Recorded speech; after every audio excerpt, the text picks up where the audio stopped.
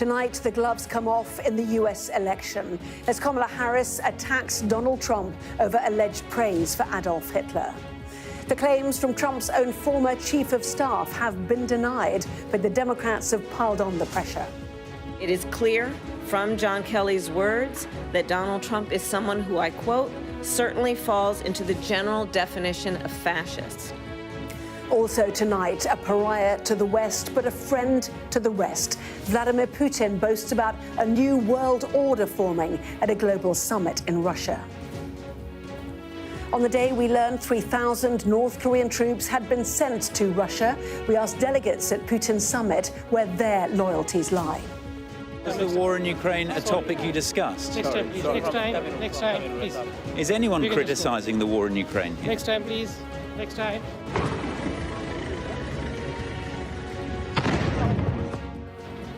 Terror attack in Turkey. 5 people are killed after a state-run aerospace and defence facility is targeted in the city of Ankara. Plus, Beirut is targeted again tonight after Hezbollah confirms the man tipped to replace Hassan Nasrallah has been killed by Israel. And is this the bravest woman in France? We're at the rape trial that has shocked a country. That's all coming up on The World with me, Anna Botting.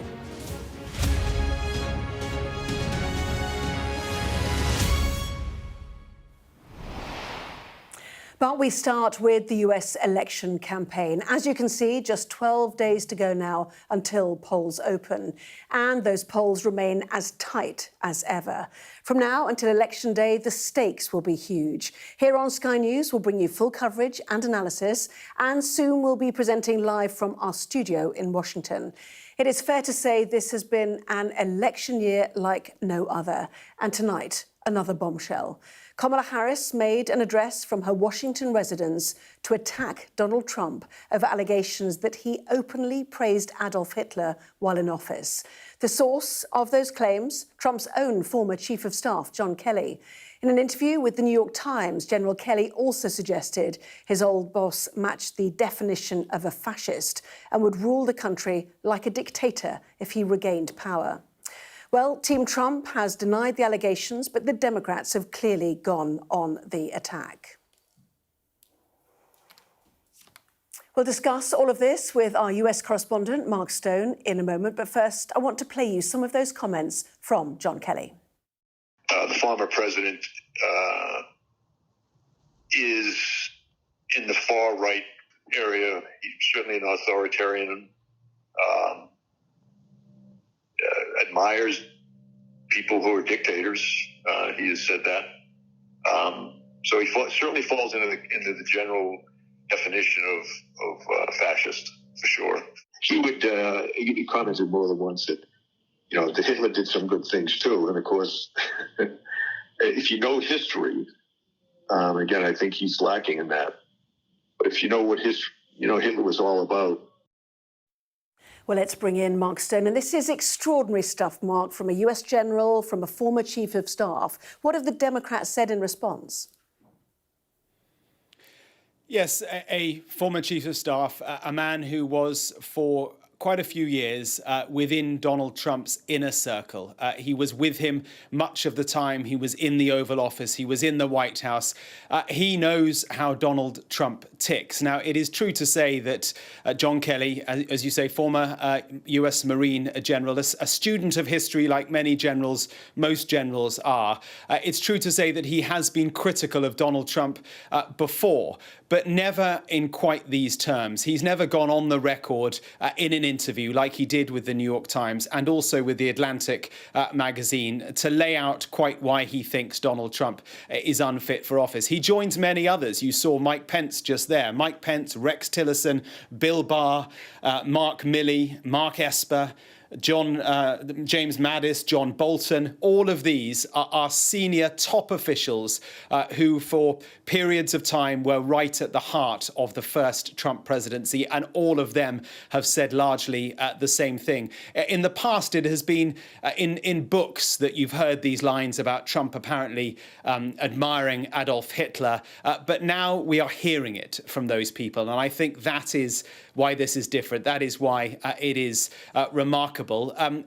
As you'd expect, the Democrats are coming out and they are saying, look, listen to these people. We've heard today from the two top candidates, from the Vice President herself and from her running mate. This is a window into who Donald Trump really is. From the people who know him best, from the people who worked with him side by side in the Oval Office and in the Situation Room. And it is clear from John Kelly's words that Donald Trump is someone who, I quote, certainly falls into the general definition of fascist. Don't be the frog in the boiling water and think this is okay. As a 24-year veteran of our military, that makes me sick as hell. And it should make you sick. Folks, the guardrails are gone. Trump is descending into this madness. So at this stage in the campaign then, Mark, just how significant are those statements, especially from the Vice President herself? Well, look, I think the first thing to say is that there must be a degree of coordination here. I mean, all those folk that I just mentioned are Republicans. They wouldn't have served under a Trump White House if their politics were not somehow aligned to Donald Trump. And indeed, Mark Kelly said that John Kelly, said as much in the interview that politically he agrees with much of what Donald Trump stands for. But I think there is the coordination going on here because while they may not support the Democrats, these people, they clearly believe that Donald Trump is not fit to serve and therefore should not win this election. It's also worth pointing out that the Trump team have responded to Kelly's claims, and Stephen Chung, a spokesman, has said Kelly has beclowned himself and currently suffers from a debilitating case of Trump derangement syndrome. President Trump has always honoured the service and sacrifice of all our military men and women. I think what's interesting, though, is that if you talk to Democratic Party insiders, they are sort of painting this or framing this as all part of their election plan. A few weeks ago, they were looking to the future, looking at what a presidency under their candidate Harris would look like. It was all about the future, about joy. Now they're pivoting actually back to what Joe Biden has been saying for many years now, that Donald Trump is a danger. Now, you could see this as somehow a closing argument that they always planned at the end of the campaign to warn people of the dangers that Trump poses. But I think also it is frankly panic. They have seen that through this joy process that they've talked about, the polls have not shifted. They are still tied. And so now they are resorting to two things could be true at the same time. It might be that they're panicking, but also that Donald Trump does admire Adolf Hitler, and they're panicking that the polls are so close, and so they're rolling out this sort of doomsday scenario of what a second Trump term would look like. It's fascinating stuff. Mark, for the moment, thank you. And certainly those claims from General John Kelly came quickly off the back of another election row, which has drawn in the Labour Party. Sir Keir Starmer has had to reject a complaint by Team Trump that Labour has broken electoral law. It all stems from a message posted on social media by Labour's head of operations, suggesting she was coordinating help for the Harris campaign. With more, here's our political correspondent, Tamara Cohen. A presidential election being watched closely all over the world and attracting political campaigners from overseas too, including the UK. Now the subject of a transatlantic row.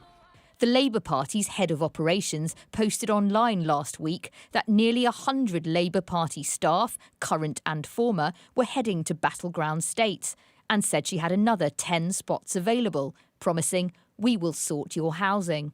The Trump campaign's lawyers have quoted that post in this explosive letter to federal election authorities, calling on them to investigate the Labour Party for blatant foreign interference in the presidential campaign. They say paying for travel or accommodation or any use of party resources to organise the trip would breach US laws on foreign national donations. Labour deny any wrongdoing. Angela Rayner, standing in at Prime Minister's questions today, insisted the volunteers had paid their own way. Will the Deputy Prime Minister join me in applauding the brave Labour staff members who've travelled across the Atlantic to campaign against Donald Trump? People in their own time often go and campaign, and that's what we've seen. It happens in all political parties. People go and campaign and they do what they want to do in their own time with their own money. This former Labour staffer volunteered on the 2008 Obama campaign. This is something that people do as a holiday, as hard as it can be to believe. The Trump campaign is engaging in a well-worn political stunt to try and grab some attention in an incredibly close election. Senior members of Keir Starmer's team met campaigners for Harris at the Democratic convention in Chicago, also noted by Trump's lawyers. Labour say they did not assist her campaign. Oh, I'm non-controversial and shy compared to you. UK politicians, well known and not, have often crossed the pond to campaign in the US. The Prime Minister, travelling to Samoa, played down the row, pointing out he had a 2-hour dinner with Donald Trump in New York last month and said the two have a good relationship. This former Conservative minister has recently been campaigning in the US too, but for the Democrats. Is this a problem for Keir Starmer? Is this going to have ramifications? Well, it does have an echo. Back in 1992, senior Conservative staffers went to advise the George H.W. Bush campaign, which caused quite a lot of irritation in the rival Clinton campaign, which of course won the election. And that did linger into the first term of the Clinton presidency. Even if nothing comes of this investigation, the risk is if Trump wins, it could leave a sour taste to the special relationship. Tamara Cohen, Sky News, Westminster. Well, Mark is still here. Interference then in an election sounded like a loaded charge, Mark. But the context here, of course, a Labour government potentially dealing with a Trump presidency. That is the undercurrent here. Yeah, and Donald Trump is a man that we know holds grudges. So I think certainly the first thing to say, Anna, is this is a much bigger story your side of the Atlantic than it is here. The second thing to say is that that Team Trump loves to make something of things that may end up not being anything, and the way they turn them into stories is to put them into the legal realm, and that's what they've done here. It may well be that nothing illegal has happened, although in that initial LinkedIn post that the Labour Party official made, which was quickly deleted, which in itself tells you something, she did talk about we'll sort your accommodation. What does that mean? Does it mean we'll pay for it? Does it mean we'll just book the hotels? That's the tricky bit, I think. But it is also clear that this is awkward. It's very awkward because Team Trump holds grudges. He may well be in that building in not all that long as time, and Keir Starmer and the Labour government, they've got to deal with him. Well, Mark, this comes after separate claims by Elon Musk and indeed Donald Trump about election interference. Let's take a look at some of what Musk has said on his social media platform last month. Very few Americans realise that if Trump is not elected, this will be the last election. Far from being a threat to democracy, he is the only way to save it.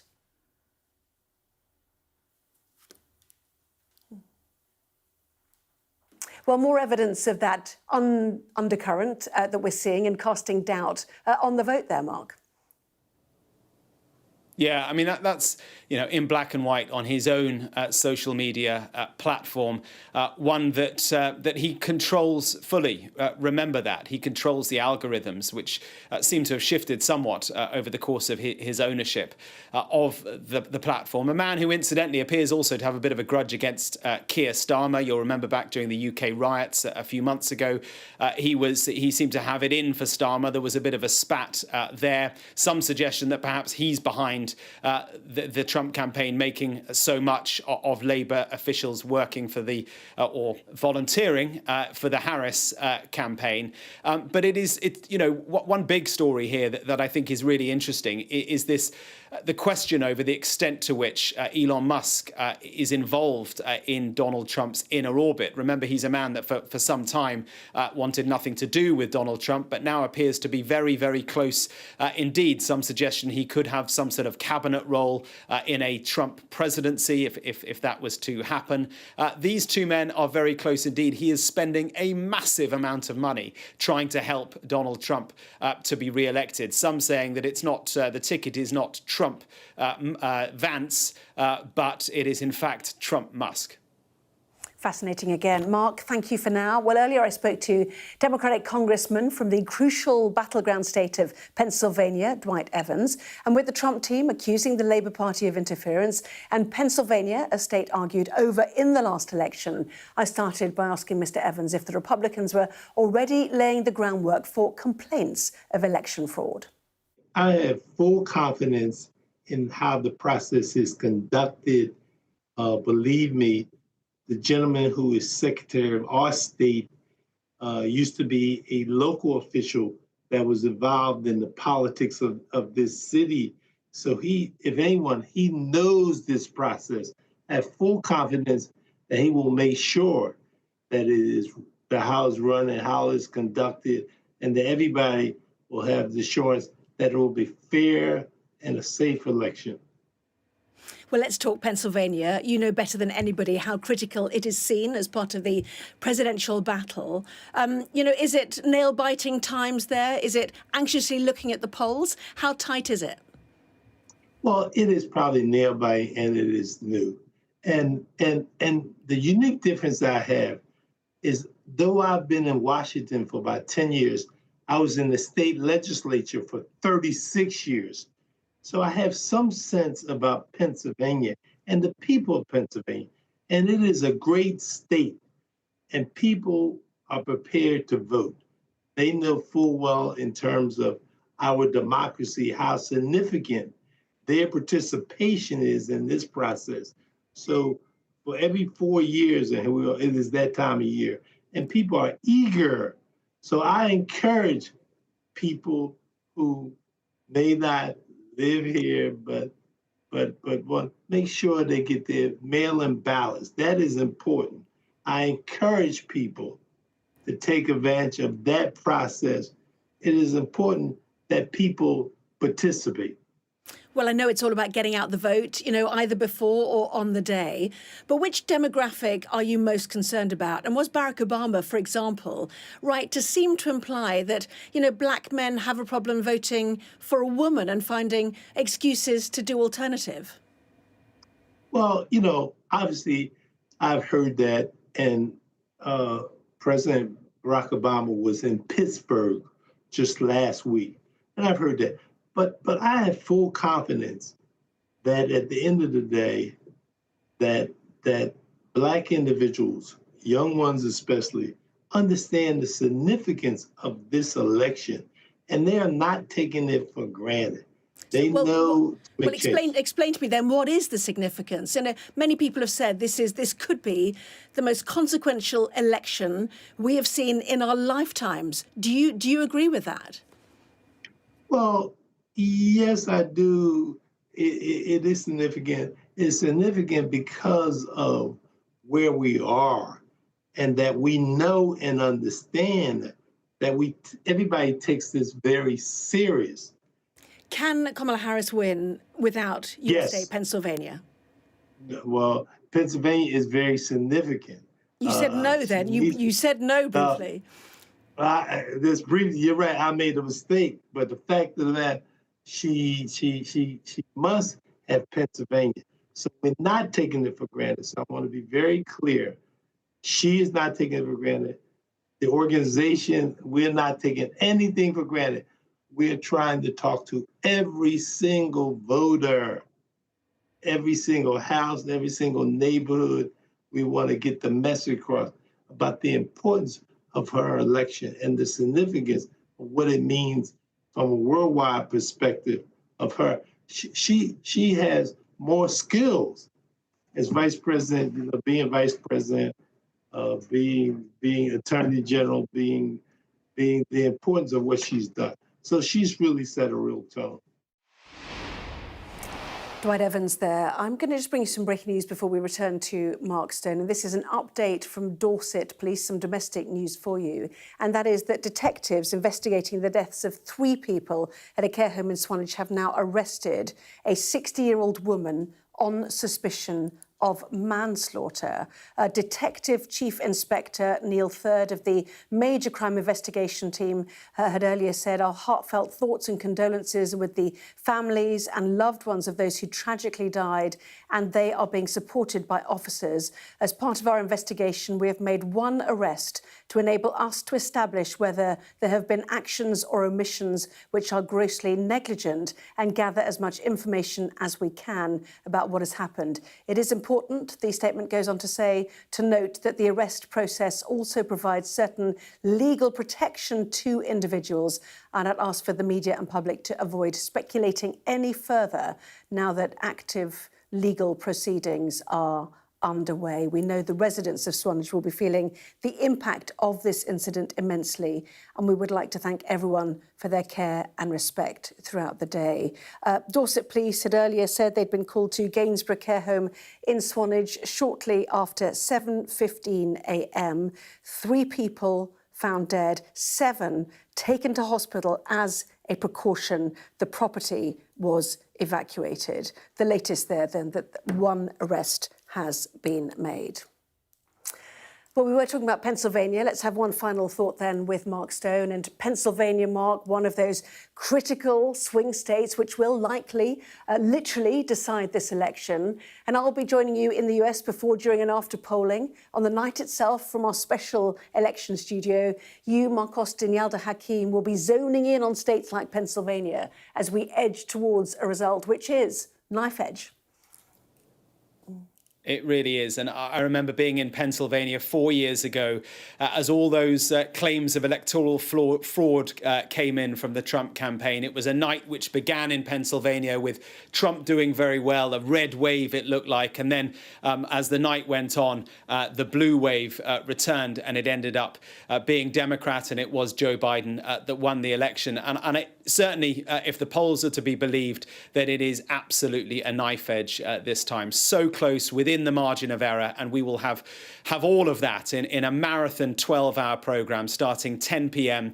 On the 5th of November, running right the way through the night into the morning. We're going to be within our studios at NBC here in Washington, where we will have all the results. We'll be using NBC's renowned decision desk to give you the fastest, most accurate race projections anywhere. So we will have everything from here in the heart of Washington, in the swing states as well. We'll be at the Trump headquarters down at Mar-a-Lago. We'll be with Kamala Harris as well. It's going to be an extraordinary night, no question. Yep, roller coaster, no doubt. Mark, thank you very much indeed. Best of luck. You will be able to tune in then to our full rolling coverage of this historic US election on the 5th of November, right through the night. The team that week includes myself, then Yalda Hakim, Mark Austin, along with Mark Stone that we saw there, and Lewis Goodall will take you through the results for our election night show. Do join us. It's going to be truly extraordinary. Now, I want to take you to Beirut now. This is the scene in the Lebanese capital tonight. Israeli strikes are believed to have hit offices used by the broadcaster Al Mayadeen. This is the moment the explosion happened.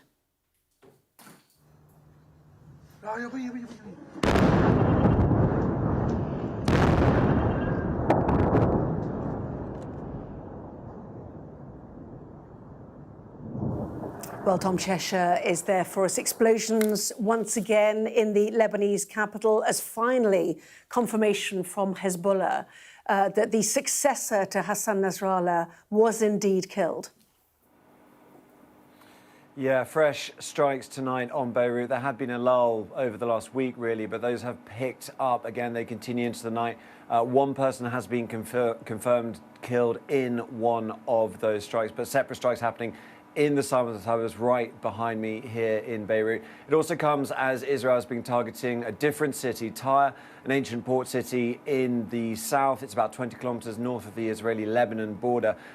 When the evacuation orders came for here in Beirut, they were very precise, talking about specific buildings.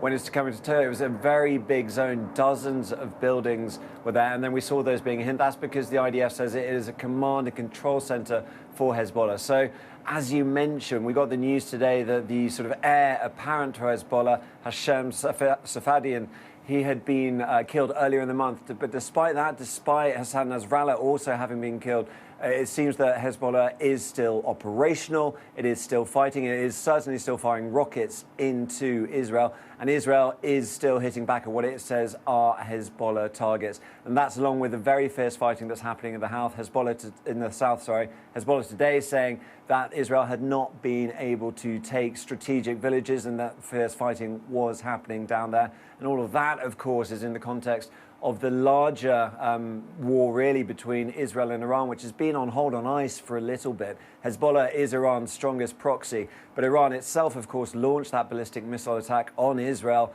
at the start of the month. Israel has been biding its time. Antony Blinken, the US Secretary of State, telling Israel it should not try and escalate things any further. But the Defense Minister, Yoav Gallant, visiting troops, he said that soon you will hear of our preparations, you'll understand our strength as a result of that attack. The timing, the targets, we don't know. Iran's response, we also don't know. Tom Cheshire updating us there from Beirut. Thank you. Well, next tonight, a new world order is forming. Those were the words of Vladimir Putin today as he hosted world leaders at the BRICS summit in Russia. Among them, the leader of China, who said his country would form friendly cooperation with Iran. It was yet another ominous sign and a show of force from nations keen to show that Western isolation won't hold them back. Well, our Moscow correspondent, Ivor Bennett, is at the summit in Kazan and sent this report. There were sweet treats on arrival for world leaders in Kazan. Recognition, perhaps, that some needed their visits here to be sugar-coated. Vladimir Putin doesn't seem to mind, though. He has what he wants. The company of more than 20 heads of state who have come to Russia for the BRICS summit of emerging economies. And the message from the Kremlin is loud and clear. The West's efforts to isolate Russia haven't worked. Its strongman leader is only getting stronger. It shows something about the weakness of the sanctions regime. There was a lot of exaggerated sense as to how essentially the West could put a stranglehold on Russia. And many countries are frankly not willing to play those games. And it highlights the degree to which in this incredibly complex, multi-connected modern world, it's very hard to actually isolate any country. Top of the agenda here is an alternative platform for international payments. It's an attempt to sanction-proof Russia's economy. And according to Vladimir Putin, it'll help fix the world's problems. We have assumed responsibility for the future of the world, not in word, but in deed. We are exerting a truly positive influence on global stability and security. Ukraine and the West would argue very differently. But there's no sign of the West here this week. As the host of this summit, Vladimir Putin is trying to turn the BRICS group into a powerful rival to the West, both politically and economically. He sees that as the foundation of what he calls a new world order. The trouble is, not everyone here shares his anti-Western sentiment. Some members are trying to play both sides and are here to pursue their own interests. India is one example, but they still weren't willing to criticize their host. Did you tell Vladimir Putin to end the war in Ukraine? No, I'm sorry, I can't. How can we... next time, please. Next time. Was the war in Ukraine a topic you discussed? Next time, please. Next time, please. Is anyone criticizing the war in Ukraine here? Next time, please. Next time. The heightened security hints at that bigger picture. Kazan airport was forced to briefly close ahead of the summit because of a drone threat. But all that's being glossed over by Russia's president, who's enjoying the global spotlight. Well, Ivor joins me now from Kazan. So should alarm bells be ringing for the West then, Ivor? China's President Xi saying it will unswervingly develop friendly cooperation with Iran. Putin surrounding himself with nations, many of whom are supposed to be Western allies. Yes, that's right, Anna. So the likes of India, Brazil, Saudi Arabia, Turkey, they are all very close allies with the West. Turkey is even a NATO member. And yet here they are sitting down with Vladimir Putin, who right now is the West's arch enemy. Now, some countries here, yes, they do wholeheartedly back Vladimir Putin's anti-Western rhetoric, the likes of Iran, Venezuela, they're here, China as well. They want to see the world order completely ripped up and re-established in a multipolar fashion. But those allies I mentioned, their approach is more nuanced. They're trying to play both sides, as I mentioned in my report there. And they certainly don't want to sever or harm their ties with the West by doing anything that's seen as too pro-Russian or too anti-Western, which is why I think those attempts to create this alternative platform for international payments to get round sanctions probably won't get off the ground this year whilst Russia has the chair of the BRICS group, because the atmosphere is too toxic. It would be seen as too anti-Western if the likes of Brazil and India back that idea.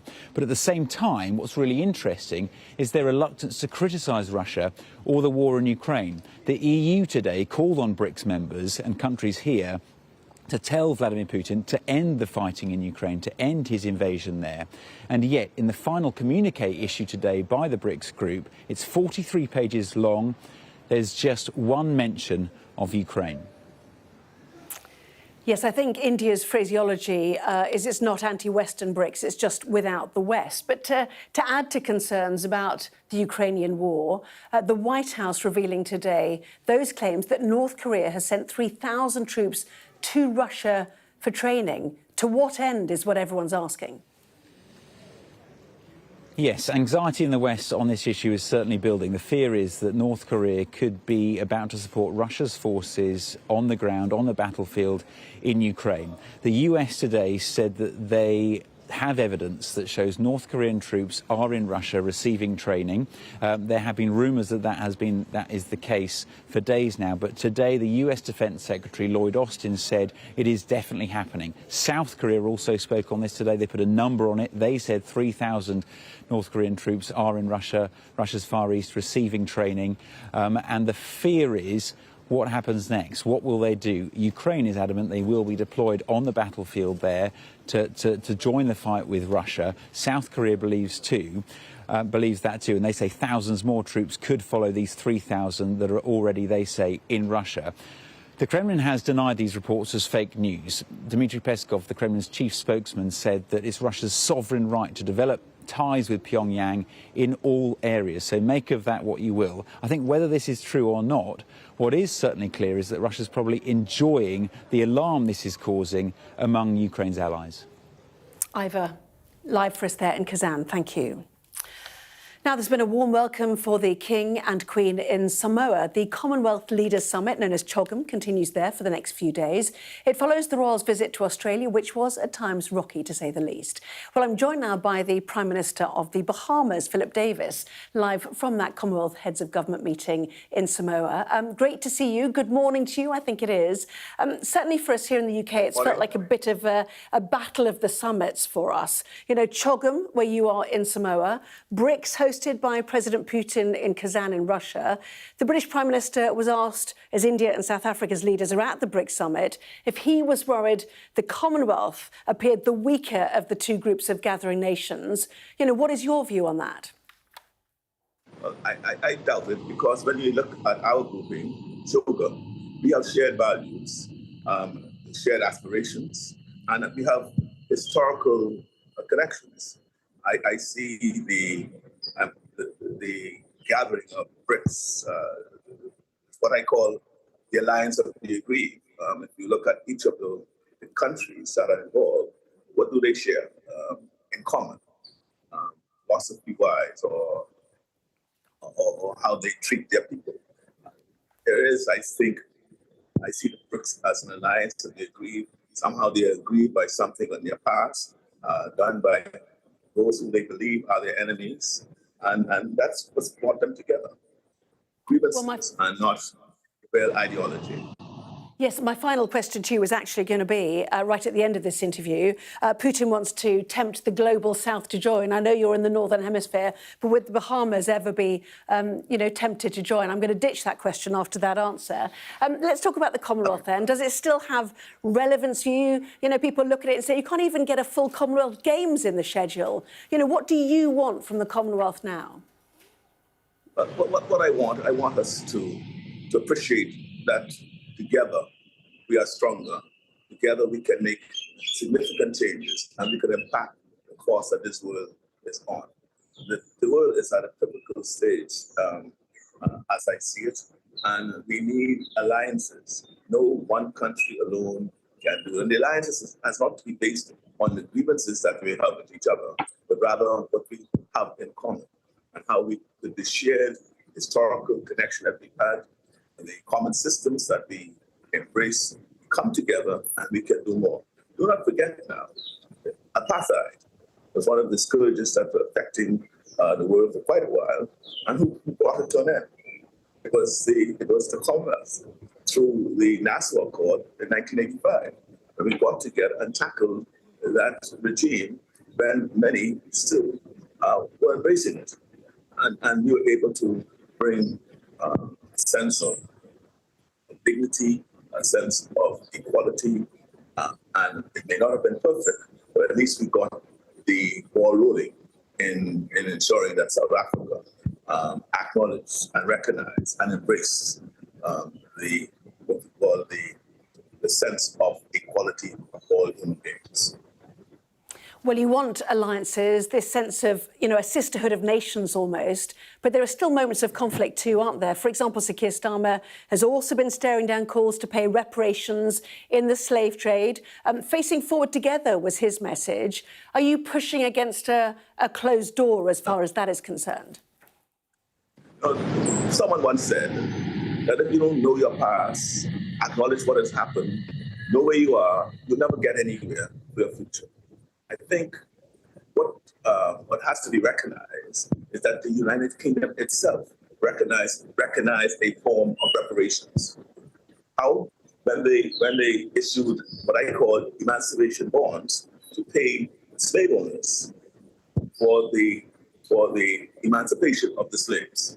So they were paid for what they deemed their property. That's reparations in my mind. So there's some acknowledgement already for that. So slave owners were paid through the issuance of what I call emancipation bonds. And in fact, it was only settled in the last decade, I think in 200 years after they were issued, sometime between the 2015 and 2016.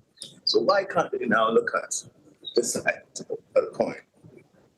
Us, the diaspora, whose ancestors were forced to come from Africa across the Middle Passage in such dangerous and inhumane conditions, and then subjected here on this side of the world to such horrors.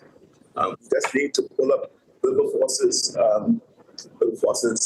contribution to Parliament when he was debating the Emancipation Bill, and see how he lifted up a young girl who was living in Athens. Prime Minister, I'm sorry to interrupt, but I've just got one final quick question, if you don't mind. We've got so much to pack in on the show tonight, and that is, you may have seen the protest in Australia, against King Charles and his wife Camilla the Queen. What is the attitude now to the Bahamas? Is it time to say goodbye, British royal family? Well, the mixed feelings in the Bahamas. For us to say goodbye, it requires a referendum. And the temperature there amongst our people, they still embrace the king,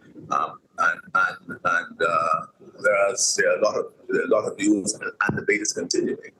I've taken the view, well, at some point in time, when it is appropriate to put the question, the people will answer that for me. Well, Prime Minister of the Bahamas, Philip Davis, loving the background there. Good luck with the rest of the summit, and we really appreciate you joining us on The World. Thank you. Thank you very much for having me. Thank you. Well, stay with us on The World. Coming up, we will cross to Turkey, where 5 people have been killed in a terrorist attack. Plus, the story that has horrified France, the 72-year-old woman who accuses her ex-husband of drugging her and allowing men to rape her, makes her case in court.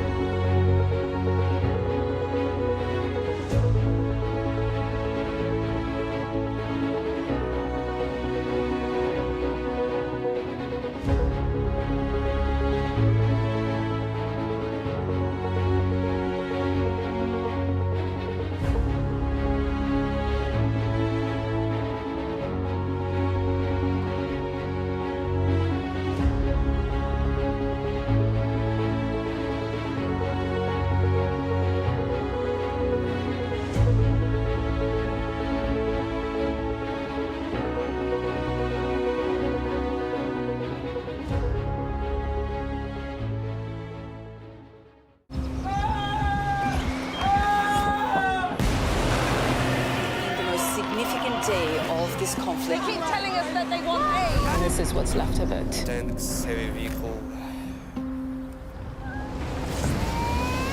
Why only in America? People want their country to work. Just want a job in a normal life. Why are these homes empty? I want you to be honest with people. That has happened within minutes. Sky News, the full story first. Free wherever you get your news. We're going to cross to Turkey now. 5 people have been killed and 14 others injured by a group of armed assailants who set off explosives and opened fire at the country's state-run aerospace and defence company. Well, as of now, no one has claimed responsibility for the attack, which took place around 20 miles from the city of Ankara. Our international correspondent John Sparks has the story. The gunmen arrived at the factory gates in the middle of the afternoon, detonating a bomb in the car park as the security team were carrying out a shift change. The assault on a state-owned Turkish defense company looked organized and well-planned, the perpetrators carrying automatic weapons with hefty bags. Here, a man and a woman advance carefully, cautiously, their weapons at the ready. The sound of gunshots pierced the air as employees at the factory and people in the local area took cover.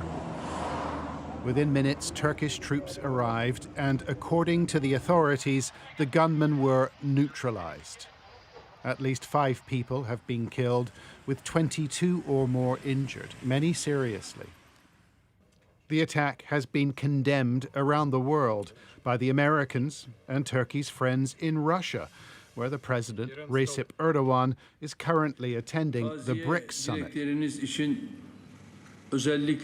This is an insidious terrorist act. I wish Allah rests the souls of our martyrs. Turkish Aerospace Industries makes a range of civilian and military aircraft, and it also makes drones, displayed here in its promotional material.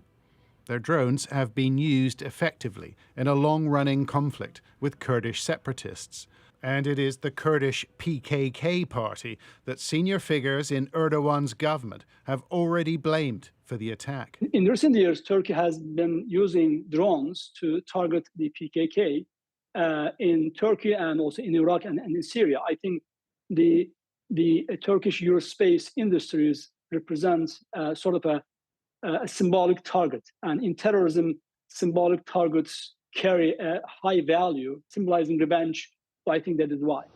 The timing is significant, with rumors of peace talks between the Turkish government and Kurdish separatists beginning to grow. But any room for dialogue has probably been eliminated. John Sparks, Sky News. Now it is a story that has shocked France for almost a decade. Giselle Pellicot's partner is alleged to have crushed sleeping pills and other drugs into her food and recruited dozens of men online to rape her. She's been hailed a hero for taking on her ex-husband and other alleged attackers so publicly, but she says it's essential to help other survivors of sexual assault. Our Europe correspondent, Siobhan Robbins, was in the city of Avignon as Giselle Pellicot took to the stand. Giselle Pellicot, the woman at the centre of a mass rape trial, a symbol of strength across France. Arriving to applause. Today, the 72-year-old told the court how over almost 10 years her ex-husband drugged and raped her and recruited other men to allegedly do the same. Dominique made lots of meals because I was looking after the grandkids, but I never thought he could do this, she said. One night I finished the meal and went to the bathroom. He gave me an ice cream in bed. It was my favourite, raspberry mango sorbet. I thought, wow, I'm lucky to have a husband who looks after me like this. She spoke directly to that husband of 50 years who's admitted his crimes. He's on trial with 50 other men accused of assaulting her. Some of the defendants have apologised, claiming they thought they were taking part in a couple's sex game. Today in court, Mrs. Pellicot said there was no consent. They did this to an unconscious woman. Rape is rape, she said. They're apologising to themselves, not to me. While many of the men deny the charges, the brutality of the case has brought people out onto the streets. Today, Giselle explains she waived her anonymity to give others strength. I want all victims of rape to say, well, if Madame Pellico can do it, we can do it. When someone's raped, they often feel ashamed. But it's not for us to be ashamed, but for those men, she declared. The attacks took place in the couple's home in the sleepy town of Mazan. Dominique Pellico's crimes were finally uncovered after he was caught trying to film up women's skirts in the local shopping centre. Until then, no one suspected him. The profile of a rapist can be normal, can be a friend or a family man, Giselle Pellico told the court. Giselle Pellico says she's a destroyed woman, but leaving court, proof she's so much more. She's a figure of hope for many in France, a survivor. Siobhan Robbins, Sky News, Avignon. Well, stay with us on The World. Coming up, we will cross back to the Middle East. We travel with Israeli forces who tell us that UN peacekeepers are in the way of their operations in Lebanon.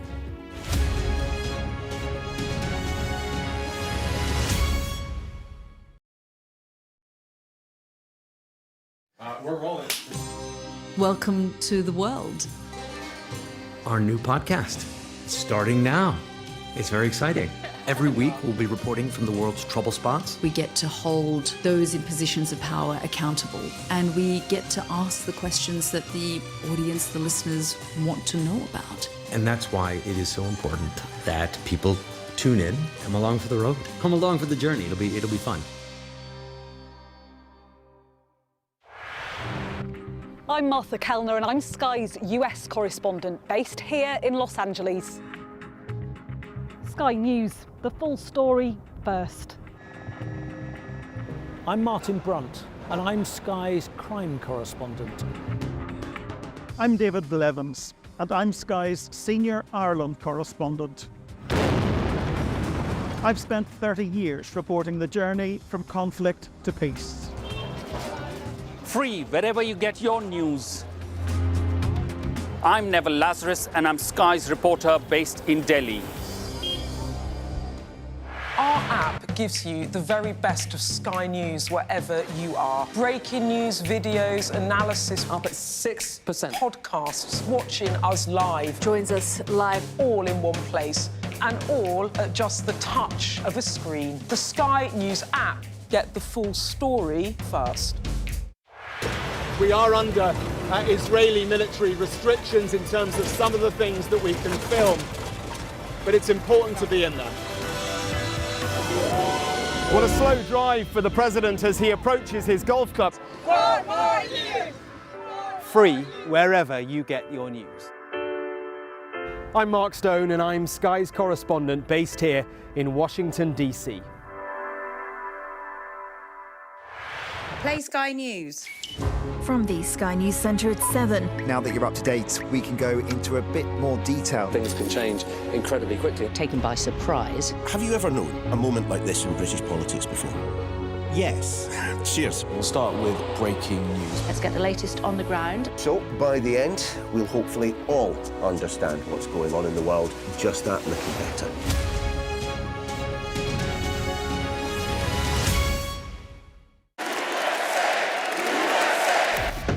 I say, bring it on. With America divided and tensions running high, get ready for an election like no other.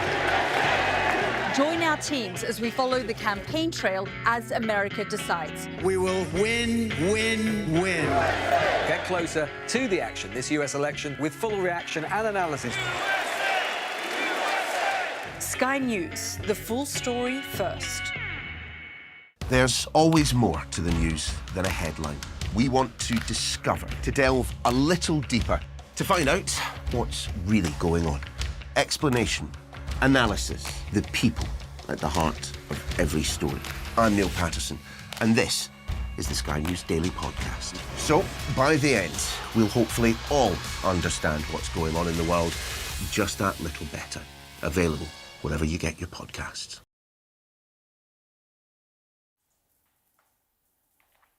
Welcome back. Hezbollah's ambitions to rebuild after the death of their leader, Hassan Nasrallah, have been dealt a blow after the death of the man tipped as his replacement. The group today confirming that Israel had killed Hashem Safieddine in an airstrike. In response, Hezbollah said it had hit a military factory in the suburbs of Tel Aviv. Meanwhile, the diplomatic fallout from Israel's attack on UN peacekeepers is growing. Well, speaking to Sky News, the Israeli Defense Force again today criticised the United Nations peacekeeping operation in southern Lebanon.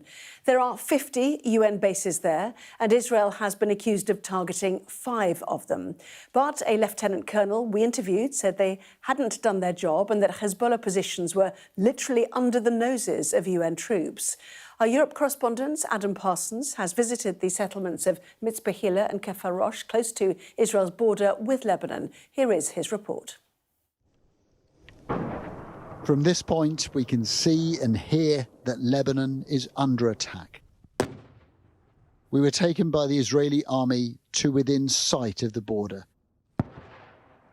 Well, the smoke you can see rising there is just inside Lebanon. That border is 2 miles away from us. And when Israeli ground forces crossed it, what they discovered were huge stockpiles of weapons and ammunition. They claim that Hezbollah was planning a huge attack on the people who live around here. Israel says the United Nations should shoulder some blame for this war. It claims UN peacekeepers ignored years of Hezbollah breaking a ceasefire agreement by stealthily militarizing the border. Their mandate was to prevent any armed groups in the south of Lebanon besides the Lebanese armed forces. Clearly, they're not doing that because we're fighting Hezbollah forces in southern Lebanon. We found some Hezbollah positions literally under the noses of UN bases. The UN admits it did know about weapons being brought in, but doesn't have the power to take direct action. And it told us the ceasefire resolution had been broken by both sides. Neither of the parties were ever fully committed to Resolution 1701. And we saw this, unfortunately, from the beginning. We had violations all along. What we're seeing now is, unfortunately, a result of that and the lack of trust between the parties, frankly, that has led us to this position where we have an open conflict. Half an hour away, and we are at the border itself, now deserted, but for the sound of shells and an air of tension. Well, here's a good indication of how quickly things can change in this area. We were just about to leave this army base when we were told to get down and take cover. People now, the soldiers running around. We understand that there's an unidentified drone flying around here. That danger passed because the drone was intercepted and shot down in a cloud of smoke.